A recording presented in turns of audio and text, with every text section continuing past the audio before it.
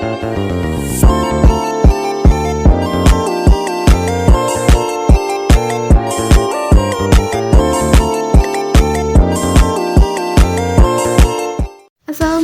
warahmatullahi wabarakatuh. Jadi pada kesempatan kali ini saya akan memaparkan atau menjelaskan fungsi hukum menurut para ahli hukum. Yang pertama yaitu fungsi hukum menurut Friedman, yang mana dikutip dari buku pengantar ilmu hukum. Beliau memaparkan 3 fungsi hukum. Yang pertama sebagai pengawas dan pengendalian sosial, yang kedua sebagai penyelesaian sengketa, dan yang ketiga yaitu sebagai rekayasa sosial. Dilanjut oleh pendapat ahli hukum yang kedua yaitu Joseph Page, yang mana beliau memaparkan fungsi hukum sosial itu dibedakan ke dalam 2, yaitu ada fungsi hukum yang bersifat primer dan ada pula fungsi hukum yang tidak langsung. Fungsi hukum primer itu yaitu untuk mencegah perbuatan tertentu dan mendorong dilakukannya perbuatan tertentu. Yang kedua itu sebagai penyedia fasilitas bagi rencana-rencana privat.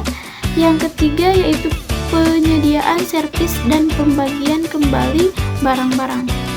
Dan yang terakhir adalah penyelesaian perselisihan di luar jalur reguler. Yang seterusnya adalah fungsi hukum tidak langsung, yang mana mencakup memperkuat atau memperlemah kecenderungan untuk menghargai nilai-nilai moral tertentu, yaitu seperti kesucian hidup, memperkuat dan memperlemah penghargaan terhadap otoritas hukum, dan mempengaruhi perasaan kesatuan nasional. 3. Fungsi hukum menurut Sejan Basah, yang mana fungsi hukum dalam kehidupan bermasyarakat, terutama di Indonesia, memiliki pasca fungsi, yaitu yang pertama sebagai direksi pengarah dalam pembangunan pengarah dalam membentuk masyarakat yang hendak dicapai sesuai dengan tujuan kehidupan bernegara. Yang kedua sebagai integratif, sebagai pembina kesatuan bangsa.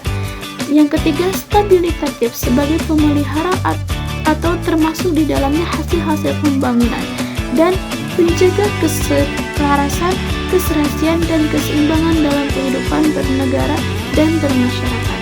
Yang keempat sebagai perfektif, yaitu penyempurna terhadap tindakan-tindakan administratif negara maupun sikap tindak dalam kehidupan bernegara dan bermasyarakat. Dan yang kelima yaitu poin terakhir adalah korektif, baik terhadap warga negara maupun administratif negara dalam mendapatkan keadilan. Cukup sekian yang dapat saya sampaikan. Mohon maaf bila penjelasan ini kurang dalam ini karena saya masih tahap pembelajaran. Terima kasih. See you next video. Assalamualaikum.